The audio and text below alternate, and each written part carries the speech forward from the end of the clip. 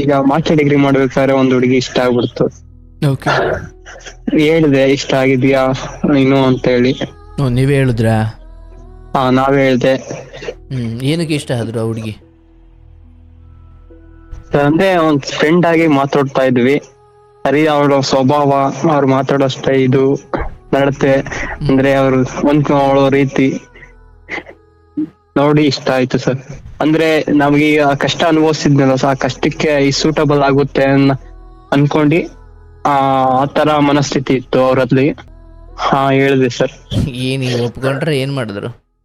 ಒಪ್ಕೊಳ್ಳಿಲ್ಲ sir. ಇಲ್ಲ, ಆ ತರ ಇಂಟ್ರೆಸ್ಟ್ ಇಲ್ಲ ನನ್ನಲ್ಲಿ, ನಮ್ಮ ಮನೆ ಕಡೆ ಒಪ್ಪೋದಿಲ್ಲ, ನಾನು ಮನೆ ಕಡೆ ಒಪ್ಕೊಳೋದಿಲ್ಲ ಅಂತ ಹೇಳ್ಬಿಟ್ರು. ಮನೆಯವ್ರೇನು ಒಪ್ಪೋದ್ ಬೇಕಿಲ್ಲ, ನೀನ್ ಒಪ್ಪಿದ್ರೆ ಸಾಕು ಅಂತ ಹೇಳ್ಬೇಕಿತ್ತು. ಸರ್, ನಮ್ ಕಾರ್ಯಕ್ರಮ ರೀಸೆಂಟ್ ಆಗಿ ನೋಡಿದೆ, ನಿಮ್ಮ ಇನ್ಸ್ಟಾಗ್ರಾಮ್ ಅಲ್ಲಿ ವಿಡಿಯೋಸ್ ನೋಡ್ತಾ ಇದೆ. ತುಂಬಾ ಮನ್ಸಿಗೆ ನೆಮ್ಮದಿ ಆಗೋ ತರ ಹೇಳಿದೀರಾ ಸರ್ ಎಲ್ಲಾನು. ಅಂದ್ರೆ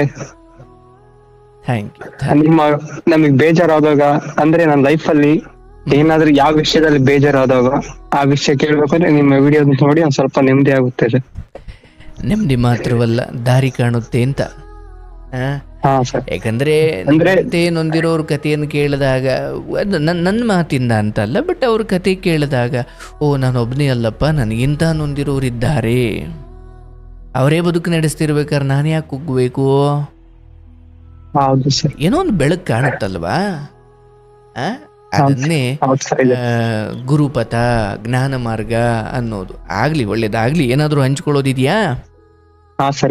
ಏನ್ ಮಾಡ್ತೀರಾ ನೀವು? ನಾವು ಎಜುಕೇಶನ್ ಮಾಸ್ಟರ್ ಡಿಗ್ರಿ ಕಂಪ್ಲೀಟ್ ಆಗಿದೆ. ಓಹೋ, ಹೌದಾ? ಹೌದು ಸರ್. ನೀವು ನನಗಿಂತ ತಿಳ್ಕೊಂಡಿರ್ತೀರಿ ಸರ್. ಈಗ ಅಂತ ನೀವು ತಿಳ್ಕೊಂಡವ್ರಷ್ಟೇನ್ ತಿಳ್ಕೊಂಡಿಲ್ಲ ಸರ್. ಹಾಗೇನಿಲ್ಲ. ಅದು ಎಜುಕೇಶನ್ ಅನ್ನೋದು ಬರೀ ಪದ ಇದೆಯಲ್ಲ ಸರ್, ಗಾದೆ ಪುಸ್ತಕದ ಬದನೆಕಾಯಿ ಅಂತ ಹೇಳ್ಬಿಟ್ಟು. ಇರ್ಲಿ, ಎಲ್ಲದಕ್ಕೂ ಅದ್ರದ್ದೇ ಆದ ಬೆಲೆ ಇದ್ದೇ ಇದೆ. ಒಳ್ಳೇದಾಗ್ಲಿ. ಹೇಳಪ್ಪ, ಏನ್ ವಿಚಾರ? ಸರ್, ಹೀಗೆ ಕಾಲೇಜಲ್ಲಿ ಮಾಸ್ಟರ್ ಡಿಗ್ರಿ ಮಾಡ್ಬೇಕಾದ್ರೆ ನಿಮ್ಮ ಅಪ್ಪ ಅಮ್ಮನಿಗೆ ಎಷ್ಟು ಜನ ಮಕ್ಕಳು ನೀವು? ಇಬ್ರು ಇದೀವಿ. ಇಬ್ರಿದ್ದೀರಾ? ಸರ್, ನನ್ನ ತಂಗಿ ಇದೆ, ಮತ್ತೆ ನಾನು. ತಂಗಿ ಮತ್ತೆ ನೀವು? ಅಪ್ಪ ಅಮ್ಮ ಅವರು? ಅಪ್ಪ ರೀಸೆಂಟ್ ಅಂದ್ರೆ 19 ಅಲ್ಲಿ ಡೆತ್ ಆದ್ರು ಸರ್. 2019 ಅಲ್ಲಿ. ಏನಾಗಿತ್ತು ಸರ್? ಹೀಗೆ ಹಾರ್ಟ್ ಅಟ್ಯಾಕ್ ಆಗ್ಬಿಟ್ಟಿತ್ತು ಸರ್. ಓ ದೇವ್ರೇ. ಹೀಗೆ ಅದು ಅಂದ್ರೆ ಇಂಗ್ಲಿಷ್ ಎಕ್ಸಾಮ್ ಇತ್ತು ಸರ್. ಸೆಕೆಂಡ್ PUC ಓದ್ತಾ ಇದ್ದೆ ಆಗ. ಇಂಗ್ಲಿಷ್ ಎಕ್ಸಾಮ್ ಬರ್ದು ಬಂದೆ, ಆ ದಿನನೇ ಡೆತ್ ಆಗ್ಬಿಟ್ರು. ಓಹೋ, ಅಂದ್ರೆ ಈಗ ನಿಮಗೆ ಒಂದೇನು 23-24 ವರ್ಷನಾ? 24 ಆಗಿದೆ ಸರ್. ಆಯ್ತು. ಒಳ್ಳೇದಾಗ್ಲಿ. ಹೇಳಪ್ಪ, ತೊಂದರೆ ಇಲ್ಲ. ಏನು ವಿಚಾರ? ಅಂದ್ರೆ ತಂಗಿ ಮದುವೆ ಆಗಿದೆಯಾ? ಇನ್ನು ಇಲ್ಲ ಸರ್, ತಂಗಿ ಮದುವೆ ಮಾಡ್ಬೇಕು. ಓಕೆ, ಅವರು ಓದ್ತಿದ್ದಾರೆ? ಸರ್, ಓದ್ತಾ ಇದ್ದಾರೆ. ಹೇಳಪ್ಪ, ಏನು ವಿಚಾರ ನಿಮ್ದು? ಸರ್, ಹೀಗೆ ಅಂದ್ರೆ ನಾನು ನಿಮ್ಗೆ ಕಾಲೇಜ್ಗೆ ಹೋಗ್ತಾ ಪಾರ್ಟ್ ಟೈಮ್ ಕೆಲಸ ಮಾಡ್ಕೊಂಡೇನೆ, ಮನೆ ಕಡೆ ನೋಡ್ಕೊಂಡ, ಈ ಕಡೆ ಎಜುಕೇಶನ್ ಕಂಪ್ಲೀಟ್ ಆಯ್ತು. ಈ ಕಡೆ ಪ್ರೆಸೆಂಟ್ B.Ed ಮಾಡ್ತಾ ಇದ್ದೀನಿ. ಓಕೆ, ಅದನ್ನು ಬಿಡು. ಅಲ್ಲಿಂದ ಹೇಳಪ್ಪ. ಅಂದ್ರೆ ಕಾಲೇಜ್ ಓದ್ಬೇಕಾದ್ರೆ ಒಂದು ಹುಡುಗಿ ಇಷ್ಟ ಆಯ್ತು ಸರ್. ಏನು ಓದಬೇಕಾದ್ರೆ? ಅದು ಮಾಸ್ಟರ್ ಡಿಗ್ರಿ ಮಾಡ್ಬೇಕಾದ್ರೆ. ಅಲ್ಲಿವರೆಗೂ ಪ್ರೀತಿ ಪ್ರೇಮ ಅಂತ ಏನು ಇರ್ಲಿಲ್ಲ? ಅಲ್ಲಿವರೆಗೂ ಮನೆ ಕಡೆ ಇತ್ತು, ಏನು ಆ ತರ ಇಂಟ್ರೆಸ್ಟ್ ಏನು ಇರ್ಲಿಲ್ಲ. ತಂದೆ ಆಗಿನ್ನು ಕಾಲವಾಗಿದ್ರು, ತೀರೋಗಿದ್ರು, ಸ್ವಲ್ಪ ಅದೊಂದು ದುಃಖ ಇದ್ದೇ ಇತ್ತು. ಅದ್ರ ಬಗ್ಗೆ ಯಾವ್ದೇ ರೀತಿ ಒಲವು ಇರ್ಲಿಲ್ಲ. ಈಗ ಮಾಸ್ಟರ್ ಡಿಗ್ರಿ ಮಾಡ್ಬೇಕಾದ್ರೆ ಒಂದ್ ಹುಡುಗಿ ಇಷ್ಟ ಆಗ್ಬಿಡ್ತು. ಹೇಳಿದೆ ಇಷ್ಟ ಆಗಿದ್ಯಾ ನೀನು ಅಂತ ಹೇಳಿ. ನೀವೇ ಹೇಳಿದ್ರಾ? ನಾವೇ ಹೇಳ್ದೆ. ಏನಕ್ಕೆ ಇಷ್ಟ ಆದ್ರು ಆ ಹುಡುಗಿ? ಅಂದ್ರೆ ಒಂದ್ ಫ್ರೆಂಡ್ ಆಗಿ ಮಾತಾಡ್ತಾ ಇದ್ವಿ. ಸರಿ, ಅವಳ ಸ್ವಭಾವ, ಅವ್ರು ಮಾತಾಡೋ ಇದು ನಡತೆ, ಅಂದ್ರೆ ಅವ್ರು ಹೊಂದ್ಕೊಳ್ಳೋ ರೀತಿ ನೋಡಿ ಇಷ್ಟ ಆಯ್ತು ಸರ್. ಅಂದ್ರೆ ನಮ್ಗೆ ಆ ಕಷ್ಟ ಅನುಭವಿಸಿದ್ನಲ್ಲ, ಆ ಕಷ್ಟಕ್ಕೆ ಈ ಸೂಟಬಲ್ ಆಗುತ್ತೆ ಅನ್ಕೊಂಡು ಆ ತರ ಮನಸ್ಥಿತಿ ಇತ್ತು ಅವರಲ್ಲಿ. ಅಂದ್ರೆ ಫ್ರೆಂಡ್ ಆಗಿ ಎಷ್ಟು ದಿನ ಆದ್ಮೇಲೆ ಈ ಪ್ರೀತಿ ವಿಚಾರ ನೀವು ಪ್ರಸ್ತಾಪ ಮಾಡಿದ್ರಿ? ಫ್ರೆಂಡ್ ಆದ್ಮೇಲೆ ಸರ್. ಐ ಮೀನ್, ಫ್ರೆಂಡ್ ಎಷ್ಟು ಸಮಯ ಇದ್ರಿ? ಅಂದ್ರೆ ಫ್ರೆಂಡ್ ಆಗಿ ಎಷ್ಟು ದಿನ ಆಗಿತ್ತು? ಫ್ರೆಂಡ್ ಆಗಿ ಆಗ್ಲೇ ಒಂದು 5-6 ತಿಂಗಳ ಮೇಲೆ ಆಗಿತ್ತು. ಸೊ ಅಷ್ಟು ಎಲ್ಲ ಗಮನಿಸಿ ಆನಂತರ ಆ ನಿರ್ಧಾರಕ್ಕೆ ಬಂದು ಅವ್ರಿಗೆ ಮುಂದೆ ಹೇಳಿದ್ರಿ. ಹಾ ಹೇಳಿದೆ ಸರ್. ಏನು ಒಪ್ಕೊಂಡ್ರೆ ಏನು ಮಾಡಿದ್ರು? ಒಪ್ಕೊಂಡಿಲ್ಲ ಸರ್. ಇಲ್ಲ ಆ ತರ ಇಂಟ್ರೆಸ್ಟ್ ಇಲ್ಲ ನನ್ನಲ್ಲಿ, ನಮ್ ಮನೆ ಕಡೆ ಒಪ್ಪೋದಿಲ್ಲ, ಅಯ್ಯೋ ನಾನು ಮನೆ ಕಡೆ ಒಪ್ಕೊಳೋದಿಲ್ಲ ಅಂತ ಹೇಳ್ಬಿಟ್ರು. ಮನೆಯವ್ರೇನು ಒಪ್ಪೋದು ಬೇಕಿಲ್ಲ, ನೀನು ಒಪ್ಪಿದ್ರೆ ಸಾಕು ಅಂತ ಹೇಳ್ಬೇಕಿತ್ತು. ಹೇಳ್ದೆ ಸರ್, ಆದ್ರೂ ಒಪ್ಕೊಳ್ಳಿಲ್ಲ. ಇವಾಗ ಮನೇಲಿ ಒಪ್ಪಲ್ಲ ಅಂತ ಹೇಳ್ದೆ. ಆದ್ರೂ ಪ್ರೀತಿ ಮೇಲೆ ಇಷ್ಟ ಆದವರು ಯಾರ ಮನೇಲಿ ಒಪ್ಕೊಳೋದಿಲ್ಲ. ಆಗಿದ್ರೆ ಎಲ್ಲಾ ಪ್ರೀತಿಲಿ ಒಪ್ಕೊಳೋದಾಗಿದ್ರೆ ಈ ತರ ಯಾರುನು ಪ್ರೀತಿ ಎಲ್ಲ ಡೈರೆಕ್ಟ್ ಮನೇಲಿ ಬಂದು ಇಷ್ಟ ಅಂತ ಹೇಳಿ ಮದ್ವೆ ಆಗ್ತಾ ಇದ್ರು. ಅಂದ್ರೆ ಅದ್ ನೀವ್ ಹೇಳಿದ್ದ ಅದ್ನ? ಹಾ ಹೇಳ್ದೆ, ನಾನು ಆ ತರ ಹೇಳ್ದೆ. ಅಂದ್ರೆ ಅದ್ರ ಅರ್ಥ ಇವಾಗ ನಾನ್ ಪ್ರತಿ ಪ್ರೀತಿ ಮಾಡೋನು ಕೂಡ ಅದನ್ನ ಬಲ್ಲವನಾಗಿರ್ತಾನೆ. ಓಕೆ, ನಾಳೆ ಒಪ್ಪದೇ ಇರಬಹುದು, ಹೌದು, ಬಟ್ ಪ್ರೇಮ ಅನ್ನೋದಕ್ಕೆ ಅಂತ ಒಪ್ಪಿಗೆ ತಗೊಂಡು ಆಗುವಂಥದ್ದಲ್ಲ. ಅದು ಒಂದೊಂದೇನು ಕಣ್ಣೋಟಗಳಲ್ಲಿ ಆಗುತ್ತೆ, ಆಮೇಲೆ ಒಪ್ಸೋದೆಲ್ಲ ಆಮೇಲಿನ ಕೆಲಸ, ಮೊದಲು ಒಪ್ಕೋ ಅಂತ ನಿಮ್ಮ ಮಾತಾಗಿತ್ತು. ಆಮೇಲೆ ಏನಂದ್ರು? ಆಮೇಲೆ ಸಾಧ್ಯ ಇಲ್ಲ, ಒಪ್ಕೊಂಡಿಲ್ಲ, ಹೀಗೆ ಫ್ರೆಂಡ್ಸ್ ಆಗಿ ಇರೋಣ, ಸುಮ್ಮನೆ ಇದ್ರೆ ಸರಿ ಅಂತ. ಸುಮ್ಮನೆ ಇದ್ರೆ ಸರಿ ಆಮೇಲೆ ಅಂತಿರ್ಬೇಕು ಹುಡುಗಿ. ಫ್ರೆಂಡ್ಸ್ ಇರೋಣ ಅಂದ್ರ ಫ್ರೆಂಡ್ಸ್ ಆಗಿ ಇರೋಣ, ಹೀಗೆ ಇರೋಣ, ಹೀಗೆ ಇದು ಮದ್ದಿಂದಲೂ ಹೇಗಿದ್ವೋ ಈಗೂ ಹಾಗೆ ಇರೋಣ ಅಂತ ಹೇಳ್ಬಿಟ್ಟು ಇದ್ರ ಬಗ್ಗೆ ಇಂಟ್ರೆಸ್ಟ್ ಇಂದ ನನ್ಗೆ ಇಷ್ಟ ಇಲ್ಲ ಅಂತ ಹೇಳ್ಬಿಟ್ಟು ಸುಮ್ನಾಗಿ ಈಗ್ಲೂ ಫ್ರೆಂಡ್ ಆಗೇ ಇದೀವಿ ಸರ್. ರಕ್ತ ಸಂಬಂಧಗಳ ಅಂತ ಹಾಡಾಕೊಂಡು ಸುಮ್ಕೂತಿ. ಅದಕ್ಕೆ ಸರ್, ಅಂದ್ರೆ ಈಗ್ಲೂ ಅಷ್ಟೇ ಸರ್, ಡೈಲಿ ಮೆಸೇಜ್ ಮಾಡ್ತಾರೆ, ಕಾಲ್ ಮಾಡ್ತಾರೆ, ಮಾತಾಡ್ತಾರೆ. ಒಂದ್ ದಿವಸ ಮೆಸೇಜ್ ಮಾಡಲ್ಲ ಅಂದ್ರೂ ಅವ್ರು ಬೇಜಾರಾಗ್ತಾರೆ. ಐ ಮೀನ್ ನೀವ್ ಮಾಡ್ಲಿಲ್ಲ ಅಂದ್ರೆ ಬೇಜಾರಾಯ್ತಾರ? ಬೇಜಾರಾಗ್ತಾರೆ, ಯಾಕೆ ಮಾಡ್ತಾ ಇಲ್ಲ, ಯಾಕೆ ಅಂತ. ಡೈಲಿ ಊಟ ಆಯ್ತಾ, ತಿಂಡಿ ಆಯ್ತಾ ಅಂತ ಎಲ್ಲ ನಾರ್ಮಲ್ ಅದು ಕೇಳ್ತಾರೆ, ಬಟ್ ಕಾಳಜಿ ವಹಿಸ್ತಾರೆ. ಏನ್ ಕಾಳಜಿ ಮಾಡ್ತಾರೆ? ಅದೇ ಟೈಮ್ ಸರಿಯಾಗಿ ಮೆಸೇಜ್ ಮಾಡಿ, ಕಾಲ್ ಮಾಡಿ, ಊಟ ಆಯ್ತಾ, ತಿಂಡಿ ಆಯ್ತಾ, ಹೇಗಿದ್ಯಾ ಹಾಗೆ ಅಂತ ಕೇಳ್ತಾರೆ. ಊಟದ್ದು ತಿಂಡಿದ್ದು ಬಿಟ್ಬಿಡಿ, ಟೈಮ್ ಸರಿ ಮಾಡೋದೇ ಅದೇ ಕಾಳಜಿ. ಟೈಮ್ ಸರಿ ಮೆಸೇಜ್ ಮಾಡಿದ್ರೆ ಅದೇ ಕಾಳಜಿ. ಹಾಗಂತ ಇಲ್ಲ, ಬಟ್ ಕೇರ್ ತಗೊಂತಾರೆ ಚೆನ್ನಾಗಿ. ನಾನು ಹಾಗೆ ರೀತಿ ಕೇಳ್ಕೊತಾ ಇದ್ದೀನಿ. ಸೊ ನೀವು ಒಟ್ಟಿಗೆ ಓದುವ ಅಂದ್ರೆ ಇನ್ನು ಏನು ಓದ್ತಾ ಇದ್ದೀರಲ್ಲ, ಇನ್ನು ಎಷ್ಟು ಸಮಯ ನೀವು ಜೊತೆಗಿರ್ತೀರಿ ಈ ಎಜುಕೇಶನ್ ಜರ್ನಿಲಿ? ಅದೇ ಸರ್, ಅವ್ರು ಹೇಳ್ತಾರೆ ನಾವು ಮರೆಯೋದಕ್ಕೆ ಆಗಲ್ಲ, ನಾನು ಅಕಸ್ಮಾತ್ ಬೇರೆ ಮದ್ವೆ ಆದ್ರೂ ಮರೆಯೋದಿಲ್ಲ, ಹೀಗೆ ಫ್ರೆಂಡ್ಸ್ ಆಗೇನೆ ಇರೋಣ ಅಂತ ಹೇಳ್ತಾರೆ ಅಷ್ಟೇ. ನನ್ನ ಪ್ರಶ್ನೆ ಏನಾಗಿತ್ತು, ಈ ಜರ್ನಿ, ಎಜುಕೇಶನ್ ಜರ್ನಿ ಒಂದೇ ಕಾಲೇಜಲ್ಲಿ ಓದ್ತಿದೆ, ಇದು ಎಷ್ಟು ದಿನ ಇರುತ್ತೆ ಇನ್ನು ಅಂದೆ. ಆಮೇಲೆ ಮಾತಾಡೋಣ. ಇತ್ತು ಸರ್, 2 ವರ್ಷ ಇತ್ತು, ಕಂಪ್ಲೀಟ್ ಆಗೋವರೆಗೂ ಇತ್ತು. ಈಗ ಮುಗಿದೋಗಿರೋದ ಇದು? ಹಾ ಸರ್, ಮುಗ್ದೋಗಿರೋದು. ಅಂದ್ರೆ ಈಗೂ ಮುಗಿದೆ, ಇದು ಒಂದೇ ಕಾಲೇಜ್, ಇದು B.Ed ಮಾಡ್ಬೇಕಾದ್ರೆ ಈಗ್ಲೂ ಒಂದೇ ಕಾಲೇಜಲ್ಲಿ ಇದೀವಿ. ಈಗ್ಲೂ ಡೈಲಿ ಮೆಸೇಜ್ ಮಾಡ್ತೀರಿ? ಈಗ್ಲೂ, ಬಟ್ ಅವರು ರೆಗ್ಯುಲರ್ಸ್ ಹೋಗ್ತಾರೆ, ನಾನು ಸ್ವಲ್ಪ ಕಷ್ಟ ಹೇಳ್ಕೊಂಡು ಹೀಗೆ ಓದ್ಕೊಂತ ಎಕ್ಸಾಮ್ ಅಟೆಂಡ್ ಮಾಡ್ತಾ ಇದೀನಿ, ಬಟ್ ಕೆಲ್ಸಕ್ಕೆ ಹೋಗ್ತಾ ಇದ್ದೀನಿ. ಸೊ ಕೆಲ್ಸಕ್ಕೆ ಹೋಗ್ತಾ ನೀವು ಓದ್ತಾ ಇದ್ದೀರಾ? ಓಕೆ. ಆಕೆಗೆ ನಿಮ್ಮ ಯಾವ ಗುಣದ ಬಗ್ಗೆ ಬೇಸರ ಇದೆ ಅಥವಾ ಯಾವ ಗುಣದ ಬಗ್ಗೆ ಮೆಚ್ಚುಗೆ ಇದೆ, ಅದ್ರ ಬಗ್ಗೆ ಏನಾದ್ರು ಅವ್ರು ಹೇಳ್ಕೊಂಡಿರ್ತಾರ? ಆತರ ಹೇಳ್ಕೊಂಡಿಲ್ಲ ಸರ್ ಏನು. ಓಕೆ, ಈ ಕಾರಣಕ್ಕೆ ನಾನು ನಿನ್ನ ಫ್ರೆಂಡ್ ಆಗಿ ತಗೊಂಡಿದ್ದೀನಿ ಅಂತ ಏನಿಲ್ಲ, ಅವರು ಸುಮ್ಮನೆ ಕ್ಯಾಶುವಲ್ ಸಿಕ್ಕಿದ್ದೀರಿ? ಓಕೆ. ಮನೇಲಿ ಒಪ್ಕೊಳಲ್ಲ ಅಂತ ಹೇಳಿದ್ರು ಸರ್, ಅದೊಂದು ಬಿಟ್ರೆ ಬೇರೆ ಏನು ಹೇಳಿದ್ರು. ಅಂದ್ರೆ ನಿಮ್ಗೆ ಅನ್ಸುತ್ತಾ ಅವ್ರ ಹೃದಯದಲ್ಲಿ ಪ್ರೇಮ ಇರಬಹುದು, ಬಟ್ ಅವ್ರಿಗೆ ಮನೆಯವ್ರ ಭಯ ಇದೆ ಅಂತ ಅನ್ಸುತ್ತಾ? ಹೌದು ಸರ್, ಇದೆ ಅನ್ಸುತ್ತೆ. ಅರೆ ಮನೇಲಿ ಒಪ್ಪಲ್ಲ ಅಂತ ಅವರ ಇಂಟೆನ್ಷನ್. ಅಂತಿಮವಾಗಿ ಏನ್ ಕತೆ ನಿಮ್ದೀಗ? ಅದೇ ಏನ್ ಮಾಡ್ಬೇಕು ಗೊತ್ತಾಗ್ತಾ ಇಲ್ಲ ಸರ್, ಬಿಟ್ಟಿರಕ್ ಆಗ್ತಾ ಇಲ್ಲ. ಇದ್ ಕಡೆ ಅವರು ಮೆಸೇಜ್ ಮಾಡ್ಲಿಲ್ಲ ಅಂದ್ರೆ ಇದ್ ಕಡೆ ಏನೋ ಮನ್ಸಿಗೆ ಬೇಜಾರು, ಅದ್ನ ಮರೆಯಕ್ಕೂ ಆಗ್ತಾ ಇಲ್ಲ, ಇತ್ತು ಬಿಡಕ್ಕೂ ಆಗ್ತಾ ಇಲ್ಲ. ಇದ್ ಕಡೆ ಮನೆ ಕಡೆ ಮರ್ತ್ ಬಿಟ್ಟು ಬಿಡೋದಕ್ಕೂ ಆಗ್ತಾ ಇಲ್ಲ, ಈಗ ಆಗ್ತಾ ಇದೆ. ಈಗ ನಿಮ್ಗೆ 24 ವರ್ಷನಾ? ಹೌದು ಸರ್. Okay okay. ಆ ಹುಡುಗಿಗೆ ಎಷ್ಟು ವರ್ಷ? ಆ ಹುಡುಗಿಗೂ 23 ಸರ್, 1 ವರ್ಷ ಕಡೆ 23 ಆಗಿದೆ. 23 ವರ್ಷ. ನಿಮ್ಮ ಪ್ರೇಮವನ್ನ ಅವ್ರ ಮನೆಯಲ್ಲಿ ಒಪ್ಪಲ್ಲ ಅನ್ನೋದಕ್ಕೆ ನಿಮ್ದು ಯಾವ್ದು ನಿಮ್ಮ ಏನೋ ವಿಚಾರದಲ್ಲಿ ನೀವು ಕಡಿಮೆ ಇದ್ದೀರಾ ಅಂತಲೇ ಅರ್ಥ. ನೀವು ಸೂಕ್ಷ್ಮವಾಗಿ ನೋಡಿದ್ರೆ ಅದೇ ಅರ್ಥ. ಅವ್ರ ಮನೆಯವ್ರು ನಿಮ್ಮನ್ನು ಒಪ್ಪಲ್ಲ ಅಂದ್ರೆ ಏನೋ ಒಂಚೂರು ಕಡಿಮೆ ಇರೋ. ಸೊ ಅದು ಏನು ಅಂತ ಕೇಳ್ಬೇಕಿತ್ತು ನೀವು. ಏನ್ ಕೆಲಸ ಇಲ್ಲ ಅಂತ ಆರ್ಥಿಕವಾಗಿ ಸ್ವಲ್ಪ ಕಡಿಮೆ, ಮತ್ತೆ ಅಲ್ಲಿಗೆ ಬಂದು ನಿಲ್ಲುತ್ತೆ. ದುಡ್ಡಿನ ದುನಿಯಾ ಕಣಣ್ಣ. ಆಯ್ತಪ್ಪ, ಈಗ ಅವ್ರ ಮನೆಯವರು ಅದನ್ನು ನೋಡ್ತಾರೆ ಅಂದ್ಕೊಳ್ಳೋಣ. ಹುಡುಗಿಯಾಗಿ ಸುಮ್ಮನೆ ಇವನ್ ನಾನದು ಹುಡುಗಿ ತಿರಸ್ಕರಿಸಿರೋದು ಅಥವಾ ಇಲ್ಲ ನಮ್ಮ ಮನೆಯವರು ಒಪ್ಪಲ್ಲ ಅಂತ ಹೇಳಿರೋದು ತಪ್ಪು, ಆ ಹುಡುಗಿ ಹಂಗೋ ಹೇಳಬಾರ್ದಿತ್ತು, ಒಪ್ಕೊಂಬಿಡ್ಬೇಕಿತ್ತು ಅಂತ ನಾನು ಹೇಳ್ತಿಲ್ಲ. ಬಟ್ ಪ್ರೇಮದ ನಿಜವಾದ ಸ್ಥಿತಿ ಹೇಗಿರುತ್ತೆ ಅಂದರೆ ಅದು ಈ ಫಿನಾನ್ಷಿಯಲ್ ಸ್ಟೇಟಸ್ ನೋಡೋದೇ ಇಲ್ಲ ಅದು. ಹೌದಲ್ಲಪ್ಪ? ಈ ನಿಮ್ಮ ಕರೆಗಿಂತ ಮುಂಚೆ ಒಬ್ಬರು ಕರೆ ಮಾಡಿದ್ರು. ಅವರು ಫೋನಲ್ಲಿ ಹೇಳ್ತಾನೆ, ಹುಡುಗ ನನಗೊಂದು ಕೈ ಇಲ್ಲ ಅಂತಾನೆ. ಪರವಾಗಿಲ್ಲ ಅಂತಳಿ ಹುಡುಗಿ. ಅಂದ್ರೆ ಅವರು ರಾಂಗ್ ನಂಬರ್ ಮೂಲಕ ಪರಿಚಯ ಆಗ್ಬಿಟ್ಟಿರ್ತಾರೆ. ಕೇಳಿಸ್ಕೊಂಡ್ರ ಆ ಕತೆ? ಕೇಳಿಸ್ಕೊಂಡ್ರ? ಕೇಳಿಸ್ಕೊಂಡೆ ಸರ್, ಪೂರ್ತಿ ಕೇಳಿಸ್ಕೊಂಡೆ. ನಂಗೆ ಕೈ ಇಲ್ಲ ಅಂದ್ರೆ ಪರವಾಗಿಲ್ಲ ಅಂತಳ ಹುಡುಗಿ.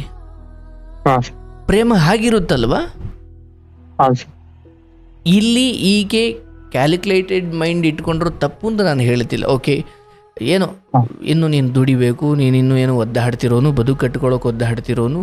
ಸಾಮಾನ್ಯವಾಗಿ ಅವರು ಮನೆಯವ್ರು ಏನು ಯೋಚನೆ ಮಾಡ್ತಾರೆ, ಒಂದು ವೆಲ್ ಸೆಟಲ್ ಆಗಿರೋ ಒಬ್ಬ ಹುಡುಗನಿಗೆ ಕೊಡಬೇಕು ನಮ್ಮ ಮನೆ ಮಗಳನ್ನು ಅಂತ.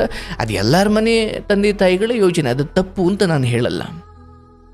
ಆದರೆ ನಾನು ಒಂದು ಹೆಣ್ಣು ಮಗಳನ್ನು ಪ್ರೇಮಿಸುವ ಈ ಬುದ್ಧಿ ಅದು ನನ್ನ ಹೃದಯದ್ದು. ಅದಕ್ಕೆ ಹೊರಗಡೆಯ ಆಸ್ತಿ ಅಂತಸ್ತು ಇದು ಯಾವುದು ಬೇಡ ಆ ಭಾವನೆಗೆ. ಆದರೆ ಬದುಕಿಗೆ ಅಥವಾ ಅವರು ಎಣ್ಣೆತ್ತಿರೋರಾಗಿ ಅವ್ರಿಗದೆಲ್ಲ ಬೇಕು, ನಿನಗೆ ಬೇಡ. ಈಗ ನಿಂದ್ರದೇ ಏನು ಹೇಳುತ್ತೆ, ಅಯ್ಯೋ ಪ್ರೀತಿ ಪ್ರೇಮ ಈ ವಿಚಾರಗಳೆಲ್ಲ ಆಸ್ತಿ ಅಂತಸ್ತು ಬಣ್ಣ ನೋಡಿ ಬರಲ್ಲ, ಅದು ಹಾಗೆ ಬರ್ತವೆ. ನಾಳೆ ನಾವು ದುಡಿತೀವಪ್ಪ, ನಾಳೆ ನಾವು ಸಂಪಾದಿಸ್ತೀವಿ, ನಾವೇನು ಸಂಪಾದಿಸಲ್ವ, ನಮಗೇನು ಯೋಗ್ಯತೆ ಇಲ್ವಾ ಅಂದರೆ ನನಗೆ ಎಷ್ಟು ಫ್ರಸ್ಟ್ರೇಷನ್ ಇರುತ್ತೆ ಅಂದರೆ, ಅಯ್ಯೋ ದುಡ್ಡಿಗೆ ಮಾತ್ರ ಬೆಲೆ ಕೊಡ್ತಾರಲ್ಲಪ್ಪ, ಪ್ರೇಮಕ್ಕೆ ಪ್ರೀತಿಗೆ ಒಳ್ಳೆತನಕ್ಕೆ ಬೆಲೆ ಕೊಡಲ್ವಲ್ಲಪ್ಪ.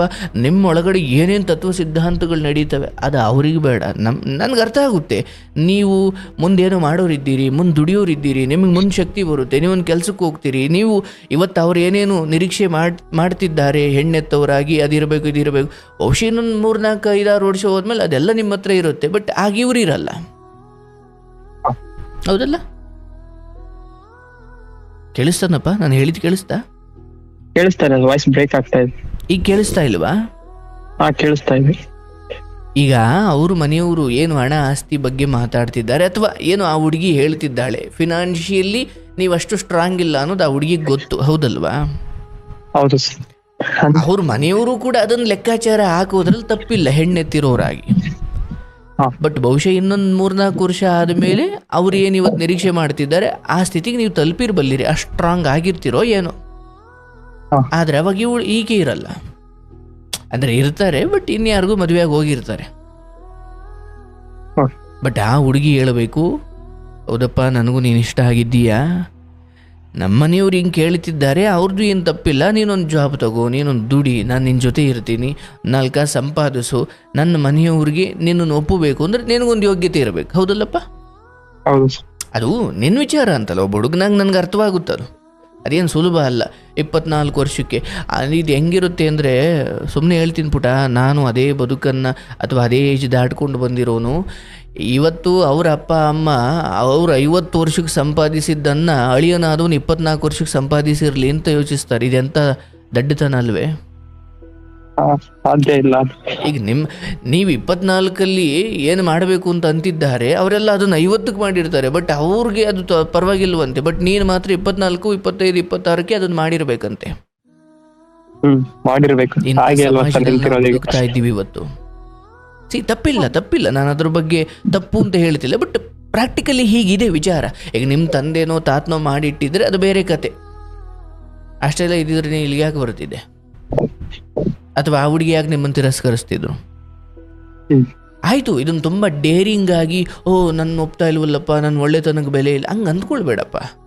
ನೋಡಪ್ಪ, ತುಂಬ ಒಂದು ಮರ ಕೂಡ ಮೈ ತುಂಬ ಹೂವು ಹಣ್ಣು ಅಥವಾ ಎಲೆಗಳು ದಟ್ಟವಾಗಿದ್ರೇ ಅಲ್ಲೂ ಪಕ್ಷಿಗಳು ಬಂದು ಗೂಡು ಕಟ್ಟೋದು. ಈ ಎಲೆಯೆಲ್ಲ ಬೋಳಾಗಿ ಏನೊಂದು ನೆರಳಿಲ್ಲ, ಹೂವಿಲ್ಲ, ಹಣ್ಣಿಲ್ಲ ಅಂತ ಮರದ ಹತ್ರ ನೆರಳಿಗೆ ಒಂದು ಪಕ್ಷಿ ಗೂಡು ಕಟ್ಟಲ್ಲ, ಮನುಷ್ಯ ನೆರಳಿಗೂ ಅಲ್ಲಿಗೆ ಹೋಗಲ್ಲ. ಅಲ್ಲಿ ಏನೂ ಇಲ್ಲ ಅಂದರೆ ಯಾಕೆ ಹೋಗ್ತಾರೆ? ಬದುಕು ಹಾಗೆ. ಒಂದು ಹೆಣ್ಮಗಳು ನಿಮ್ಮನ್ನು ತಿರಸ್ಕರಿಸಿರ್ಬೋದು ಅಥವಾ ನಿಮ್ಮ ಪ್ರೇಮವನ್ನು ಒಪ್ಪದೇ ಇರ್ಬೋದು. ಇದು ನಮ್ಮ ಯೋಗ್ಯತೆಯನ್ನು ನಮಗೆ ನೆನಪು ಮಾಡಲಿಕ್ಕೆ ಇವೆಲ್ಲ ನಡೀತಾವಪ್ಪ. ಓಕೆ, ಈಕೆ ಒಂದು ತಿರಸ್ಕಾರ ಅಥವಾ ಈಕೆ ನಿಮ್ಮ ಪ್ರೇಮವನ್ನು ಒಪ್ಪದೇ ಇರೋದು ಅದು ನಿಮ್ಮ ಜೀವನದ ಸೋಲಲ್ಲ. ಓಕೆ, ಜಗತ್ತು ಹೀಗಿದೆ, ನೀವೆಷ್ಟೇ ಒಳ್ಳೆಯವರಾಗಿರಿ, ನೀವೆಷ್ಟೇ ಸತ್ಯ ಹರಿಶ್ಚಂದ್ರ ಆಗಿರಿ, ನೀವೇನು ದುಡಿದಿದ್ದೀರಿ, ನೀವೇನು ಮಾಡಿದ್ದೀರಿ, ನೀವೆಷ್ಟು ಸಂಪಾದಿಸಿದ್ದೀರಿ, ಅಥವಾ ನೀವು ಸಮಾಜದಲ್ಲಿ ಏನೊಂದು ಸ್ಥಾನಮಾನ ಹೊಂದಿದ್ದೀರಿ, ಇವೆಲ್ಲ ಮುಖ್ಯವಾಗುತ್ತವೆ. ಮೇಲ್ನೋಟಕ್ಕೆ ನಿನ್ನ ಒಳ್ಳೆತನಕ್ಕೆ ಒಂದು ಲೈಕ್ ಕೊಡ್ಬೋದಷ್ಟೇ, ಬಟ್ ಜೊತೆ ಬಂದು ಬದುಕೋ ನಿರ್ಧಾರ ಯಾರೂ ಮಾಡಲ್ಲ. ಅರ್ಥ ಆಯ್ತಲ್ಲಪ್ಪ? ಈ ಪ್ರಾಕ್ಟಿಕಾಲಿಟಿ ನನಗೆ ಗೊತ್ತಿರಬೇಕು ಒಬ್ಬ ಹುಡುಗನಾಗಿ, ಹೌದಲ್ವಾ? ಪರವಾಗಿಲ್ಲ, ಈಗ ನಾನೇನೋ ಓದ್ತಾ ಇದ್ದೀನಿ, ಕೆಲಸ ಮಾಡಿಕೊಂಡು ಪರವಾಗಿಲ್ಲ, ನಾಳೆ ಬರೋ ಒಂದು ಹೆಣ್ಣು ಮಗಳನ್ನು ನಾನು ಶಕ್ತಿ ಮೀರಿ ಆಕೆಯನ್ನು ಚೆನ್ನಾಗಿ ನೋಡ್ಕೊಳ್ಬೇಕು, ರಾಣಿ ಥರ ನೋಡ್ಕೊಳ್ಬೇಕು, ನನ್ನ ತಾಯಿ ತಂದೆ ನೋಡ್ಕೊಳ್ಬೇಕು, ಅಥವಾ ತಾಯಿ ನೋಡ್ಕೊಳ್ಬೇಕು, ಇಂಥದ್ದೇನೋ ಇದ್ದರೆ ಒಳ್ಳೆ ದುಡಿಮೆ ಇರಬೇಕಪ್ಪ, ದುಡ್ಡು ಇರಬೇಕು, ದುಡಿತಾ ಇರಬೇಕು. ಇವೆರಡಿದ್ದರೆ ನೀವು ಕಣ್ಣಿಗೆ ಬೇಕಾದ ತಗೊಳ್ಬೋದು. ಆದರೆ ಈ ಸಮಯದಲ್ಲಿ, ಓದೋ ಸಮಯದಲ್ಲಿ ನಿನ್ನದೇ ಕ್ಲಾಸ್ಮೇಟಿನ ಹುಡುಗಿ ಇಲ್ಲಪ್ಪ, ಆಕೆ ನನ್ನ ಪ್ರಕಾರ ಈಗ ಆಲ್ರೆಡಿ ಈಗ ಯಾರು 28, 29, 30 ಅಲ್ಲಿ ಹೋಗಿ ಚೆನ್ನಾಗಿ ಬದುಕು ಕಟ್ಕೊಂಡಿರ್ತಾರಲ್ಲ, ಅಂಥವ್ರು ಪಾಲಾಗ್ತಾರೆ ಅವರು. ಇದನ್ನ ಅರ್ಥ ಮಾಡ್ಕೊ ಆಯ್ತಲ್ಲ? ನಿನ್ನದೇ ಏಜಿನ ಹುಡುಗಿಯನ್ನು, ನಿನ್ನದೇ ಕ್ಲಾಸ್ಮೇಟು, ನಿನ್ನ ಜೊತೆ ಓದ್ತಿರೋ ಹೆಣ್ಣುಮಗಳು ಸಾಮಾನ್ಯವಾಗಿ ನಿನಗಿಂತ ದೊಡ್ಡವರು, ಒಂದು 3, 4, 5 ವರ್ಷ ದೊಡ್ಡವರಾಗಿ ದೊಡ್ಡ ಬದುಕು ಕಟ್ಕೊಂಡಿರೋ ಹುಡುಗರು ಇರ್ತಾರಲ್ಲ, ಅಂಥವ್ರ ಬದುಕಿಗೆ ಸಂಗಾತಿಯಾಗಿ ಹೋಗ್ತಾರೆ. ಯಾಕಂದ್ರೆ ಅವ್ರು ಬದುಕು ಕಟ್ಕೊಂಡಿರ್ತಾರಲ್ಲಿ.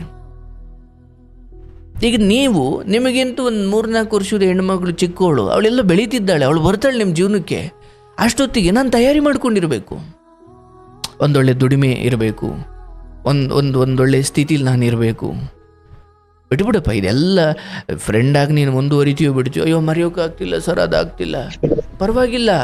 ಆ ಹುಡುಗಿಯ ಮುಖದಲ್ಲೇ ನನಗೆ ನೀನು ಬೇಕು, ನನಗೆ ನೀನು ಇಷ್ಟ, ನೀನು ದುಡಿ, ನಾನು ನಿನಗೋಸ್ಕರ ಕಾಯ್ತೀನಿ, ನಿನಗೇನು ಸಪೋರ್ಟ್ ಬೇಕು ಹೇಳೋ ನಾನು ಮಾಡ್ತೀನಿ, ಅಥವಾ ನೀನೇನಾದರೂ ಸಾಧನೆ ಮಾಡು, ಹಿಂಗನ್ನೋ ಹುಡುಗಿಗೆ ಆಯ್ತಪ್ಪ ನೀನು ನೋಡಯ್ಯ ಒಂಚೂರು ಏನಾದರೂ ಚೆನ್ನಾಗಿ ದುಡ್ದು ಆ ಹುಡುಗಿನ ಪಡ್ಕೊಳ್ಳಯ್ಯ ಅಂತ ಹೇಳ್ಬೋದು. ಬಟ್ ಆಕೆ ತನ್ನ ಮನೆಯವರನ್ನು ಉಳಿಸ್ಕೊಳ್ಬೇಕು, ತನ್ನ ಮನೆಯವ್ರಿಗೆ ಆಕೆ ಒಳ್ಳೆಯವಳ ಆಗಬೇಕು. ನೀನು ಯಾಕೆ ನಿನ್ನ ಮನೆಯವ್ರಿಗೆ ಕೆಟ್ಟವರಾಗ್ತೀಯಾ? ಆಕೆಗೆ ಅವ್ರ ಮನೆಯವ್ರು ಬೇಕು ಅಂದ್ರೆ ನಿನ್ನ ಮನೆಯವ್ರು ಬೇಡವಾ?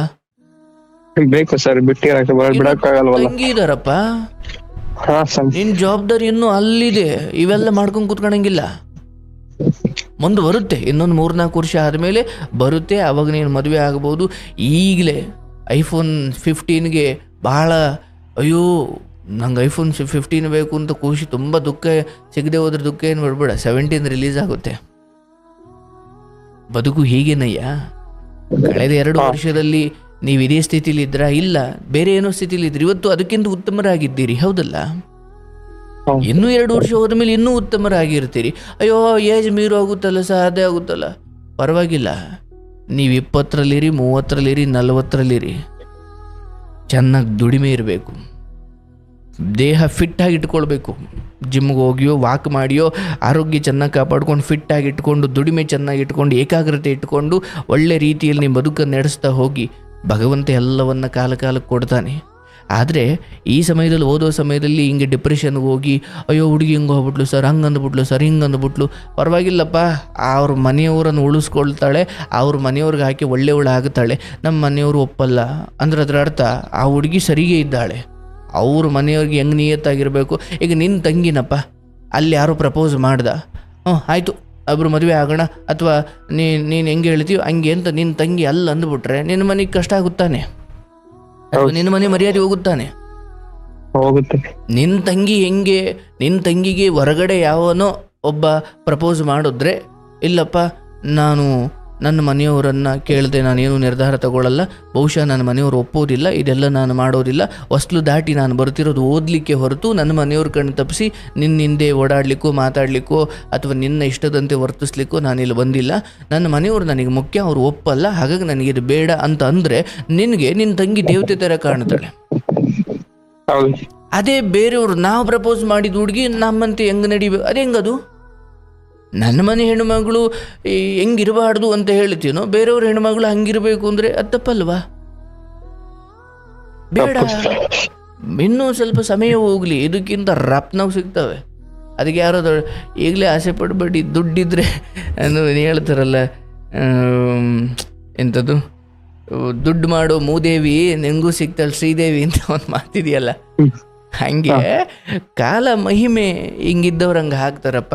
ಹಾಗಾಗಿ ಆ ಹುಡುಗಿದೇನು ತಪ್ಪಿಲ್ಲ, ನಮ್ಮ ಮನೆಯವರು ಒಪ್ಪಲ್ಲ ಅಂತ ಬುದ್ಧಿವಂತಿಯಿಂದ ಹೇಳಿದ್ದಾಳೆ. ಇಲ್ಲ ಅಂದರೆ ಇನ್ಯಾರಾದರೂ ಆಗ್ಬಿಟ್ಟಿದ್ರೆ ಸುಮ್ಮನೆ ಆಸೆ ಹುಟ್ಟಿಸಿ ಆಯಿತು ಅಂದ್ಬಿಟ್ಟು ಒಂದು 3 ವರ್ಷ ಪ್ರೀತಿ ಮಾಡಿಬಿಟ್ಟು ಅಲ್ಲೆಲ್ಲೋ ನಮ್ಮ ಮನೆಯವರು ಒಪ್ಪಲಿಲ್ಲ ಅಂತ ಕೈ ಕೊಟ್ಟಿದ್ರೆ ಅಲ್ಲಿ ಸತ್ಯ ಹೋಗ್ಬಿಡ್ತಿದ್ದೆ. ಈ ಪುಣ್ಯ ಆ ಹುಡುಗಿ ಒಳ್ಳೆತನ ಅವಳು ಆರಂಭದಲ್ಲಿ ಹೇಳಿದ್ದಾಳೆ, ಹೌದಲ್ವಾ? ನನ್ನ ಪ್ರಕಾರ ನೀನು ಅಂಥವ್ರನ್ನ ಗೌರವಿಸಬೇಕು. ಹೌದಪ್ಪ, ಇರೋ ಸತ್ಯವನ್ನು ಮೊದಲೇ ಹೇಳಿಬಿಟ್ಟೆ, ನಾನು ಹಚ್ಕೊಳ್ಳೋದು ಇದೆಲ್ಲ ಆರಂಭದಲ್ಲೇ ಇದ್ದೀನಿ, ಏನೋ ನಂಗೆ ಒಂಚೂರು ಬೇಜಾರಾಗ್ಬೋದು, ಪರವಾಗಿಲ್ಲ, ನಾನು ನನ್ನ ತಂಗಿ ಮದುವೆ ಮಾಡಬೇಕಿದೆ, ನಾನು ಇನ್ನೂ ಜೀವನದಲ್ಲಿ ಒಂದು ಮನೆ ಕಟ್ಟಬೇಕಿದೆ, ಅಥವಾ ಏನೋ ನಂದು ಅಂತ ಇನ್ನೂ 4 ಕಾಸು ಮಾಡಿ 27 28ಕ್ಕೂ ನಾನು ಸರಿಯಾಗಿ ಮದುವೆ ಆಗ್ತೀನಿ. ಹೊರತು ಅದಕ್ಕೆ ಮುಂಚೆ ನಾನು ಇವನ್ನೆಲ್ಲ ಮಾಡಿಕೊಂಡು ಈ ಕಡೆ ಲವ್ವರಿಗೆ ಟೈಮ್ ಕೊಟ್ಕೊಂಡು ಮೆಸೇಜ್ ಮಾಡಿಲ್ಲ, ಫೋನ್ ಮಾಡಿ, ಅಲ್ಲಿ ಕಿತ್ತಾಟಗಳು ಬರ್ತಾವಲ್ಲ, ಅವು ಸುಲಭ ಇಲ್ಲ ಲವ್ ಜೀವನ.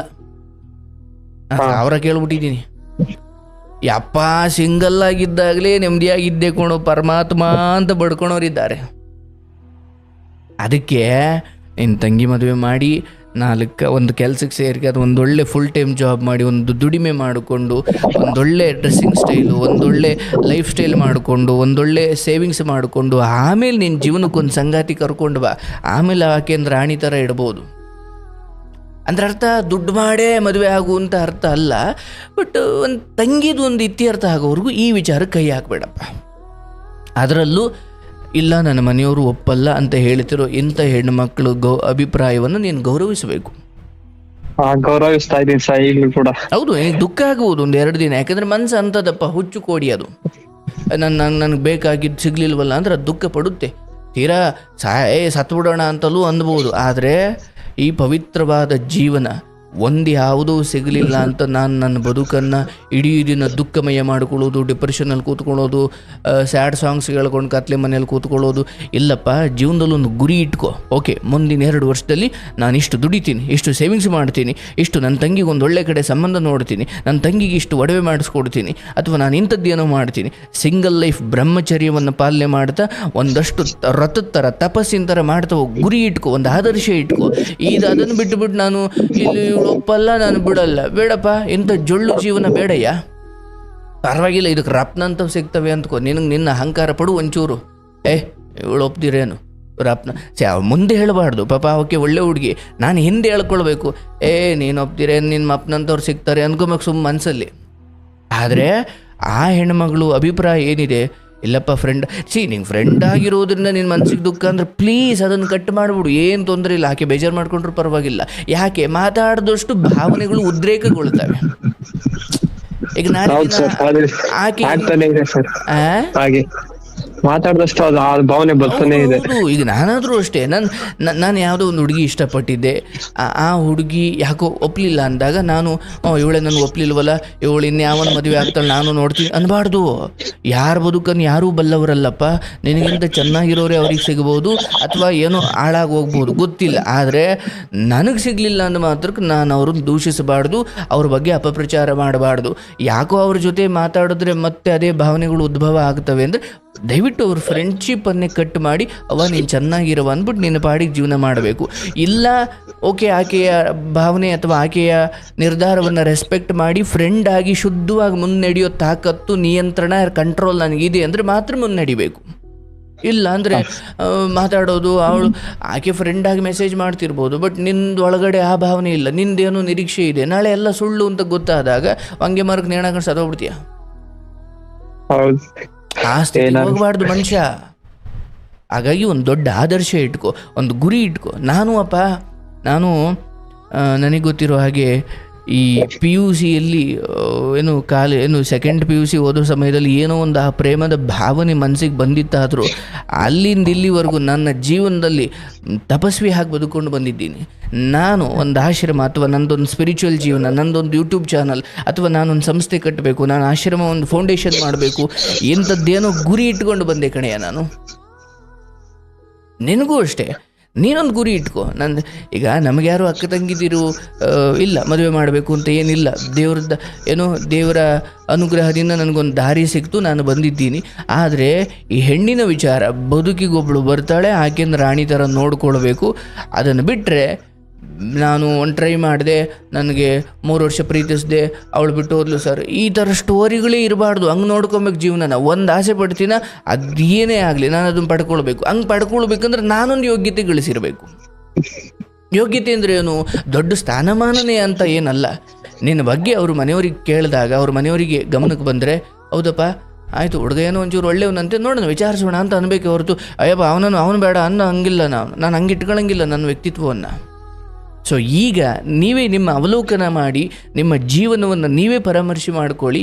ಯಾವ ಹುಡುಗ, ಯಾವ ಹೆಣ್ಣೆತ್ತಿರೋರ ಮನೆಗೂ ನಿನ್ನ ವಿಚಾರ, ಅಥವಾ ಹೆಣ್ಣೆತ್ತಿರುವ ಯಾವ ಅಪ್ಪ ಅಮ್ಮನ ಗಮನಕ್ಕೂ ನಿನ್ನ ವಿಚಾರ ಹೋದರೆ, ಅಯ್ಯೋ ಅಂಥ ಹುಡುಗ ಸಿಗ್ತಾನನ್ನಪ್ಪ, ಅಯ್ಯೋ ಸೆಟ್ಲಾಗಿದ್ದಾನೆ, ಅಥವಾ ಅಂಥ ಒಳ್ಳೆ ಹುಡುಗ ನಾನು ಬಿಡಬಾರ್ದಪ್ಪ ಅಂತ ಯಾರಿಗೂ ಅನಿಸ್ದೇ ಇರ್ಬೋದು. ಯಾಕೆಂದ್ರೆ ನೀನು ಏನೂ ಕಟ್ಕೊಂಡಿಲ್ಲ ಜೀವನ, ಅಲ್ವನಪ್ಪ? ಅಂತ ನೀನು ಕಡಿಮೆ ಅಂತ ನಾನು ಹೇಳ್ತಿಲ್ಲ. ನಿಂಗೆ ಶಕ್ತಿ ಇರ್ಬೋದು, ದೇವರು ನಿನಗೂ ಒಂದಷ್ಟು ಆಸ್ತಿನೋ ಏನೋ ಕೊಟ್ಟಿರ್ಬೋದು, ಬಟ್ ನಿನ್ನ ದುಡಿಮೆ ಅಂತ ಏನೋ ಒಂದು ಇರಬೇಕಲ್ಲ. ದುಡ್ಡು ಮಾಡು, ಒಳ್ಳೆ ರೀತಿಯಲ್ಲಿ ದುಡ್ಡು ಮಾಡು, ಒಳ್ಳೆ ವ್ಯಕ್ತಿತ್ವ ಇಟ್ಕೋ, ಒಳ್ಳೆ ಒಂದು ಘನವಾದ ವ್ಯಕ್ತಿತ್ವ ಇಟ್ಕೋ. ಸಿಕ್ಕ ಹುಡುಗಿರ ನೋ, ನಿನ್ನ ಬದುಕಿಗೆ ಒಬ್ಳು ಬರ್ತಾಳೆ, ಅವಳನ್ನೇ ಜೀವಿಸು, ಅವಳನ್ನೇ ಪ್ರೀತಿಸು, ಅವಳನ್ನೇ ಸರ್ವಸ್ವ ಅಂದ್ಕೋ. ಆದರೆ ಅದು ತಂಗಿ ಮದುವೆ ಆಗಿ ನಿನ್ನ ಜೀವನ ಒಂದು ಹಂತಕ್ಕೆ ಬಂದ ಮೇಲೆ. ಅಂದರೆ ಮದುವೆ ಆಗದೆ ಹೋದರೆ ಅಥವಾ ಹುಡುಗಿ ಸಿಗದೆ ಹೋದರೆ, ಸಿಂಗಲ್ ಆಗಿದ್ದರೆ ಜೀವನ ಚೆನ್ನಾಗಿರಲ್ವ? ಹಂಗೇನಿಲ್ಲಪ್ಪ. ಎಲ್ಲ ಸಮಯದಲ್ಲೂ ಭಗವಂತ ಅಂದರೆ ಒಳ್ಳೆ ಬುದ್ಧಿ, ಒಳ್ಳೆ ಸಹವಾಸ, ಒಳ್ಳೆ ನೀತಿಯಲ್ಲಿ ನಿನ್ನ ಜೀವನವನ್ನು ಸುಂದರವಾಗಿ ಇಟ್ಕೊಳ್ಬೋದು. ಅದಕ್ಕೆ ಪ್ರೇಯಸಿ ಲವರ್ ಇರಲೇಬೇಕು ಅಂತೇನಿಲ್ಲ. ಸೊ ಮೊದಲು ಆ ಹುಡುಗಿಯ ಅಭಿಪ್ರಾಯವನ್ನು ಗೌರವಿಸು. ಹೌದಪ್ಪ ನನ್ನ ಮನೆಯವ್ರು ಒಪ್ಪಲ್ಲ, ನನಗೆ ಬೇಡ, ಫ್ರೆಂಡ್ ಆಗಿರೋಣ.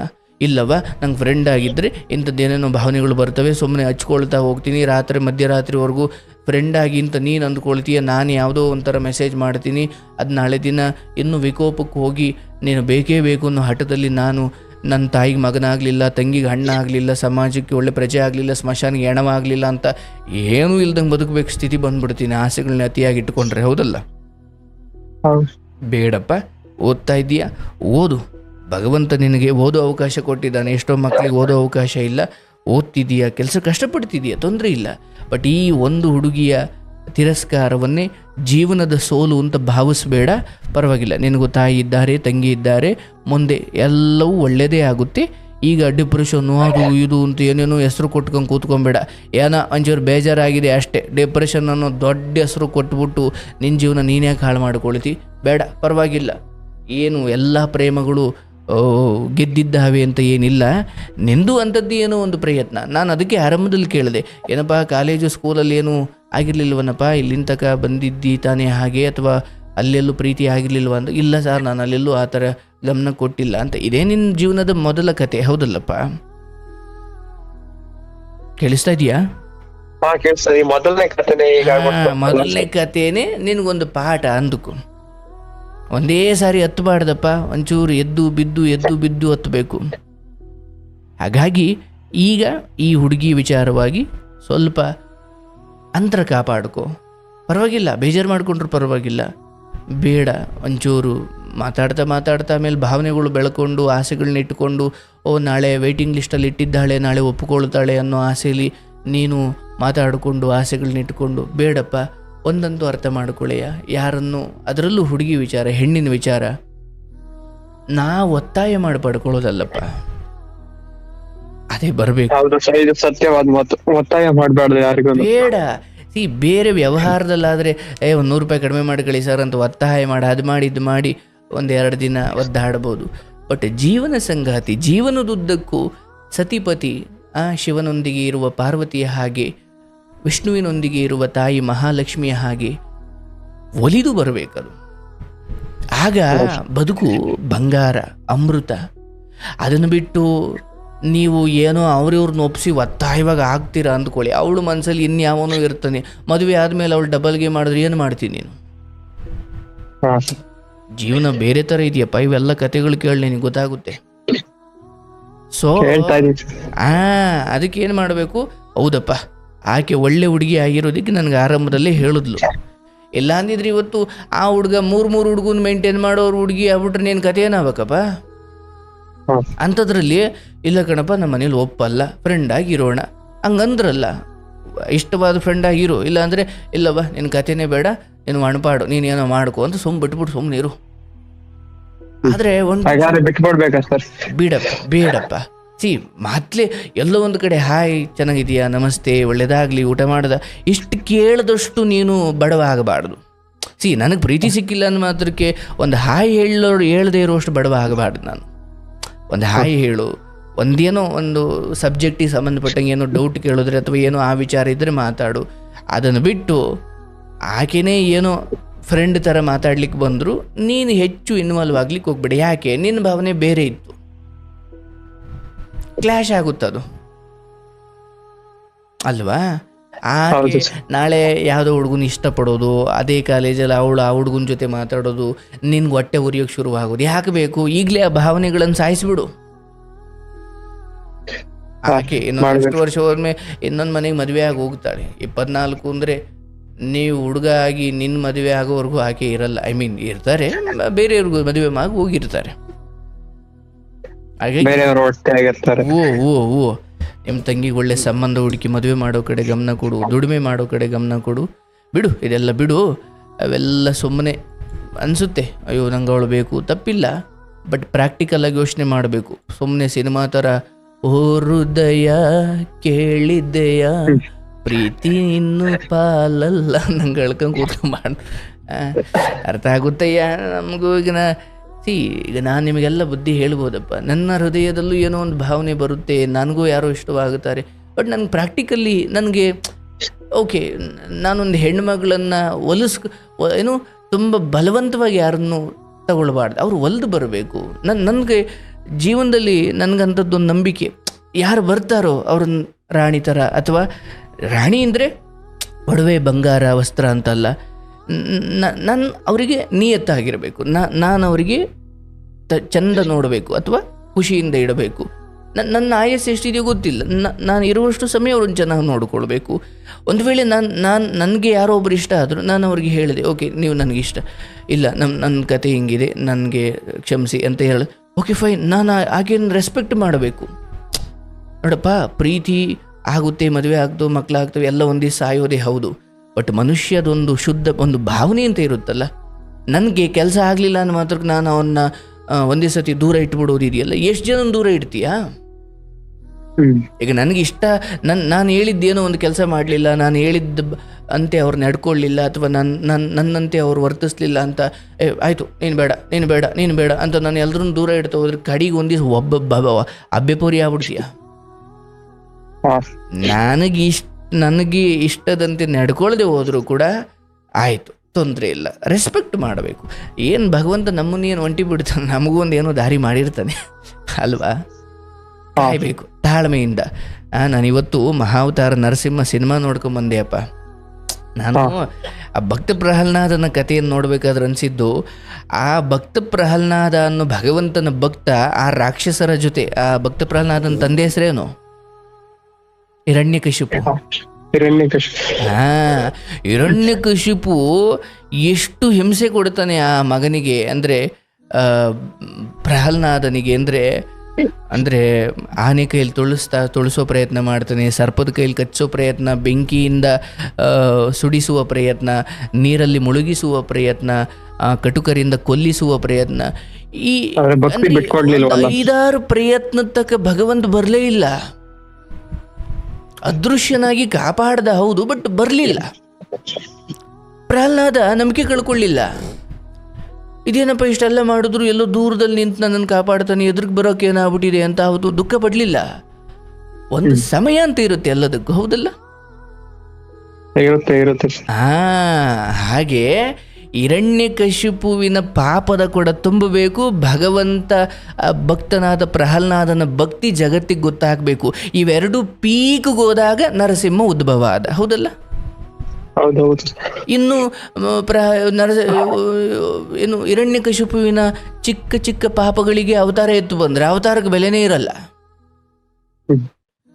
ಇನ್ನು ಪಾಪವೂ ಕೂಡ ಪೀಕ್ ಹೋಗಬೇಕು, ಭಕ್ತಿಯೂ ಕೂಡ ಪೀಕ್ಗೆ ಹೋಗಬೇಕು, ಆಗ ಭಗವಂತನ ಅವತಾರ ಆಯಿತು. ಇದು ಇದರಿಂದ ಕಲಿಯೋ ಪಾಠ. ಅಂದರೆ ಪ್ರಹ್ಲಾದನಂತೆ ತಾಳ್ಮೆ ಇರಬೇಕು, ಆಗ ನರಸಿಂಹ ನಮ್ಮ ಎದುರಿಗೆ ಬರ್ತಾನೆ. ಹಾಗೆ ನಿನ್ನ ಬದುಕಲ್ಲು ಅಷ್ಟೇ. ಏಕೇನೂ ಇಷ್ಟಪಡಲಿಲ್ಲ, ಫೈನ್, ತೊಂದರೆ ಇಲ್ಲ, ಜೀವನ ಇನ್ನೂ ಮುಂದಿದೆ, ತಾಳ್ಮೆ ಇಟ್ಕೋ. ನಿನಗೂ ಭಗವಂತ ಒಂದು ಅವತಾರ ಕಳಿಸ್ತಾನೆ, ನಿನ್ನ ಬದುಕಲ್ಲೂ ಏನೋ ಒಳ್ಳೇದಾಗುತ್ತಪ್ಪ. ಇಷ್ಟು ದೊಡ್ಡ ಜೀವನವನ್ನು ಇಂಥ ಚಿಕ್ಕ ಪುಟ್ಟ ವಿಚಾರಗಳಿಗೆಲ್ಲ ದುಃಖ ಪಟ್ಟುಕೊಳ್ಬಾರ್ದು. ದೇವ್ರು ನಿನ್ನನ್ನು ಚೆನ್ನಾಗಿಡಲಿ, ನಿಮ್ಮ ತಂಗಿಗೆ ಒಳ್ಳೆ ಸಂಬಂಧ ಬರಲಿ, ನಿನ್ನ ಮನೆತನ ಚೆನ್ನಾಗಿರಲಿ. ತಂಗಿಯನ್ನೊಂದೊಳ್ಳೆ ದಡ ಸೇರಿಸೋದು ಅಣ್ಣನಾಗಿ ನಿನ್ನ ಮೊದಲ ಕರ್ತವ್ಯ. ಆ ಕಡೆ ಗಮನ ಕೊಡು. ಬಿಡು, ನಿನ್ನ ವಿಚಾರ ಎಲ್ಲ ಬಿಟ್ಟುಬಿಡು, ಆಯ್ತಲ್ಲ. ಭಾಳ ಖುಷಿ ಆಯ್ತಪ್ಪ. ಆ ಹೆಣ್ಮಕ್ಳು ಸವಾಸ ಅಂತ ಆಕೆ ಕೆಟ್ಟವರು ಅಂತ ಹೇಳೋಕೆ ಹೋಗಲ್ಲ, ಬಟ್ ಯಾಕೋ ನಿನ್ನ ಭಾವನೆಯಲ್ಲಿ ನಿನಗೆ ಕಂಟ್ರೋಲ್ ಇಲ್ಲ. So please avoid. Okay, cigarette ಜೇಬಲ್ಲಿದ್ದರೆ ತಾನೇ ಸೇದೋಣ ಅನ್ಸೋದು ಬೇಡ. ಮೊಬೈಲಲ್ಲಿ ನಂಬರ್ ಇದ್ರೆ ತಾನೇ ಮೆಸೇಜ್ ಮಾಡೋಣ ಅನ್ಸೋದು ಬಿಡು. ಜೀವನದಲ್ಲಿ ಇದಕ್ಕಿಂತ ಇನ್ನೂ ಅದ್ಭುತವಾದ ಬೇರೆ ಬೇರೆ ವಿಚಾರ ಇದ್ದಾವೆ, ಆ ಕಡೆ ಗಮನ ಕೊಡು. ಬಟ್ ಈಗಲೇ ಯಾವ ಹುಡುಗಿಗೂ ಟ್ರೈ ಮಾಡೋಕ್ಕೆ ಹೋಗ್ಬೇಡ. ಮೊದಲು ಬದುಕು ಕಟ್ಕೊ. ನೀನು ಯಾವ ಹುಡುಗಿಗೆ ಹೋದ್ರು ಮೊದ್ಲು ಅವ್ರ ಅಪ್ಪ ಅಮ್ಮ ಕೇಳೋದು ಏನು ದಬಾಕೆ ಹುಡುಗ ಅಂತ. ಎಲ್ಲರೂ ಅದೇ ಕೇಳೋದು, ಅದ್ರ ಮೇಲೆ ನಿಂತಿರೋದು ಪ್ರಪಂಚ. ಮೊದಲೆಲ್ಲ ಗುಣ ನೋಡಿ ಎಲ್ಲ ಹಂಗೇನಿಲ್ಲಪ್ಪ. ಒಳ್ಳೆತನಕ್ಕೆ ಬೆಲೆ ಇಲ್ಲ ಅಂತ ನಾನು ಹೇಳಲ್ಲಪ್ಪ, ಬಟ್ ಎಣ್ಣೆತ್ತಿರೋರಾಗಿ. ಈಗ ನಾಳೆ ನಾನೊಂದು ಹೆಣ್ಣು ಮಗುಗೆ ತಂದೆ ಆದರೂ ಕೂಡ ನನ್ನ ಭಾವನೆನೂ ಅದೇ ಇರ್ಬೋದಲ್ಲಪ್ಪ. ನನ್ನ ಹೆಣ್ಣು ಮಕ್ಕಳು ಎಲ್ಲೋ ಒಂದು ಕಡೆ ಚೆನ್ನಾಗಿರೋ ಕಡೆ ಕೊಡೋಣ. ಅದು ನೀನು ತಂದೆ ಆದರೂ ನಾನು ತಂದೆ ಆದರೂ ಅದು ಎಲ್ಲರ ಭಾವನೆನೂ ಅದೇ. ಅವ್ರ ತಂದೆ ತಾಯಿಯರನ್ನ ಕೆಟ್ಟವರು ಅಂತ ಹೇಳೋಕೆ ಹೋಗಲ್ಲ. ಅದನ್ನು ಮೀರಿ ಅಯ್ಯೋ ಬಿಡಪ್ಪ ಒಳ್ಳೆ ಹುಡುಗ ಅಂತ ಕೊಟ್ಟರೆ ಅದು ಏನು, ಅದು ಬೋನಸ್ ಥರ. ಅದು ಬಿಟ್ಟು ಈಗ ಮಾತಾಡಿದೀನಿ, ಅವಾಯ್ಡ್ ಮಾಡ್ತಾನೆ ಬರ್ತಾ ಇದ್ದೀನಿ.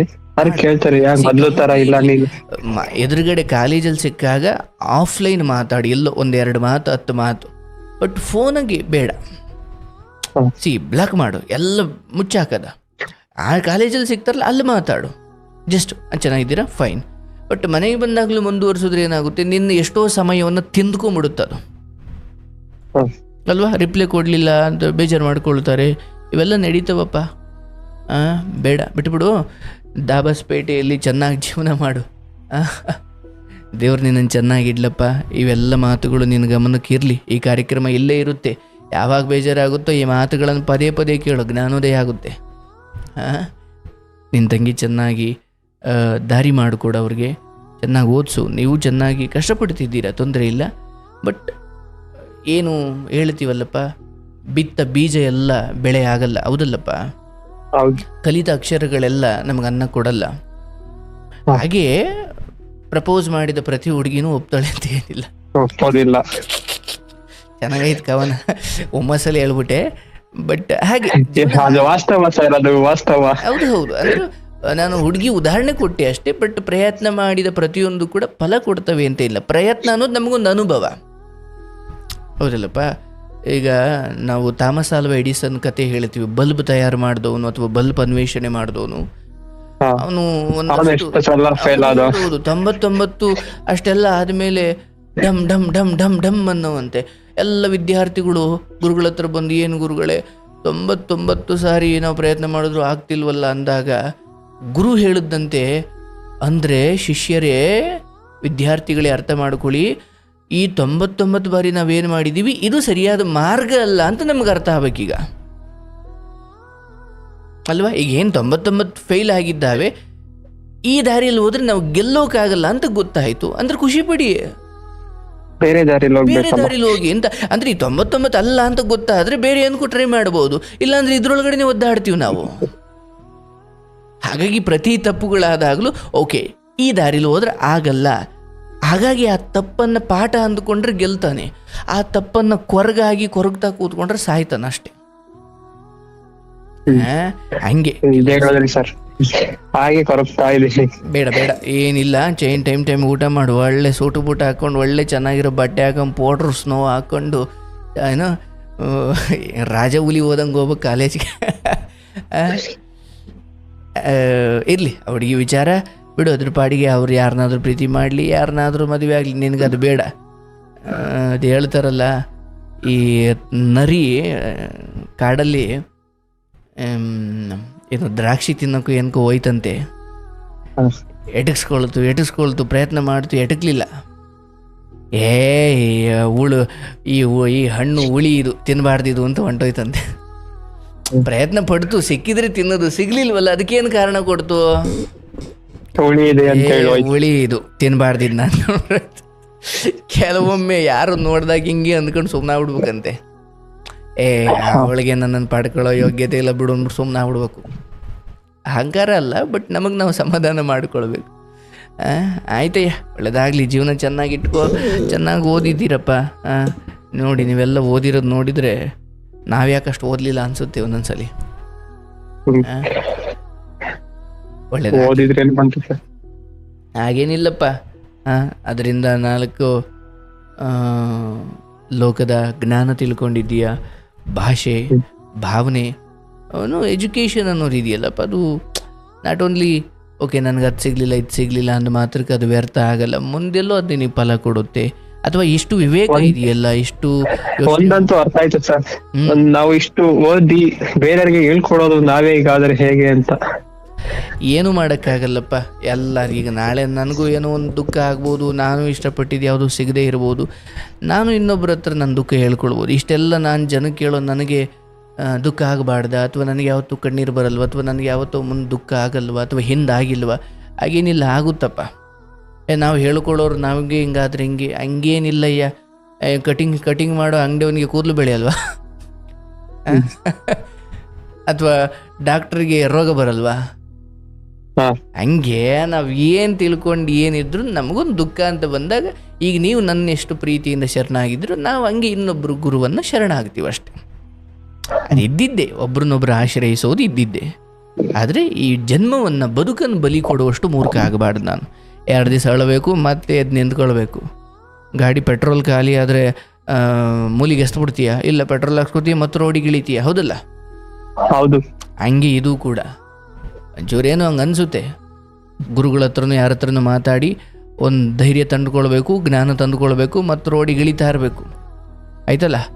ಒಳ್ಳೇದಾಗಲಪ್ಪ, ಚೆನ್ನಾಗಿರಲಿ. ದೇವ್ರು ನಿನ್ನನ್ನು ಬಿಟ್ಬಿಡು. ಆ ಹುಡುಗಿ ನಂಬರ್ ಎಲ್ಲ ಸ್ವಲ್ಪ ಬ್ಲ್ಯಾಕ್ ಮಾಡಿ ಆಫ್ಲೈನು ಸಿಕ್ಕದಾಗ 2 ಮಾತಾಡು. ಅದು ಬಿಟ್ಟು ಆನ್ಲೈನ್ ಮಧ್ಯರಾತ್ರಿ ಎಲ್ಲ ಮಾತಾಡ್ಕೊಂಡು ಕೂತ್ಕೊಂಡ್ರೆ ಭಾವನೆಗಳು ಬೆಳೀತವೆ.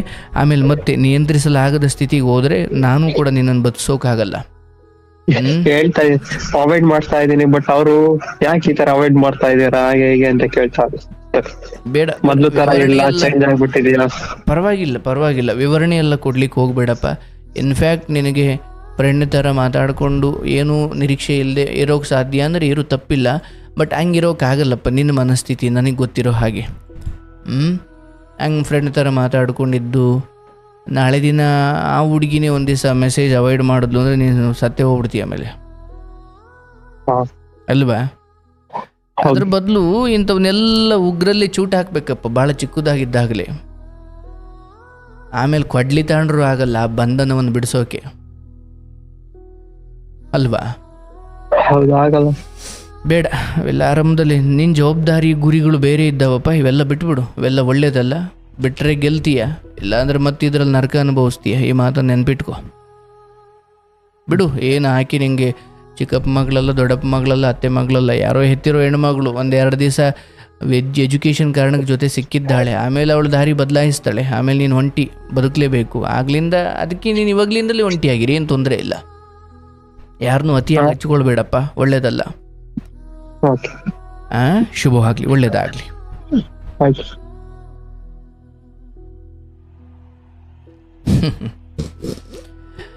ಪಾಪ, ನನಗೆ ಅರ್ಥವಾಗುತ್ತೆ. ಪ್ರೀತಿ ಉದ್ಭವ ಆದಾಗ ಅಥವಾ ಪ್ರೀತಿ ಆದಾಗ ಅದನ್ನು ಅವರು ಒಪ್ಪದೇ ಇದ್ದಾಗ ಏನು ಆಗ್ಬೋದು, ನನಗರಿವಿದೆ. ಬಟ್ ಏನು ಮಾಡೋದು, ನಾವೆಲ್ಲರೂ ಇಷ್ಟಪಡ್ಬೋದು, ಅಥವಾ ನಮಗೆ ಕೆಲವೊಬ್ರು ಇಷ್ಟ ಆಗ್ಬೋದು. ಅವ್ರು ನಮ್ಮನ್ನು ಇಷ್ಟಪಡಬೇಕಲ್ಲ. ಬದುಕು ಹಾಗೆ, ಕೆಲವೊಂದನ್ನು ಕೊಟ್ಟು ಕೆಲವೊಂದನ್ನು ಕಿತ್ಕೊಳ್ಳುತ್ತೆ. ಕೊಟ್ಟಿದ್ದಕ್ಕೆ ಧನ್ಯವಾದ ಹೇಳಬೇಕು. ಕಿತ್ಕೊಂಡಿರೋದಕ್ಕೆ, ಸಿಗದೆ ಇರೋದಕ್ಕೆ ಅಳ್ತಾ ಕೂರಬಾರ್ದು, ಮುಂದೆ ಹೋಗ್ತಾ ಇರಬೇಕು. ನಮ್ಮ ಜೀವನವು ಕೆಲವೊಂದು ಇಷ್ಟಪಡ್ಬೋದು, ನಾವು ಕೆಲವೊಂದು ಇಷ್ಟಪಡ್ತೀವಿ. ಬಟ್ ಒಂದು ಸತ್ಯ ಗೊತ್ತಿರಬೇಕು, ಬಯಸಿದ್ದೆಲ್ಲ ಸಿಗದು ಬಾಳಲಿ, ಬಯಸಿದ್ದೆಲ್ಲ ಸಿಗದು ಬಾಳಲಿ. ಓ ನನ್ನಣಿ ನನ್ನ ಮಾತು ಸುಳ್ಳಲ್ಲ. ಅಂದ್ಕೊಂಡು ಹೋಗ್ತಾ ಇರಬೇಕು. ಇರಲಿ, ಪ್ರೀತಿ ಸಿಗಬೇಕು ಅಂದರೆ ಪುಣ್ಯ ಇರಬೇಕು.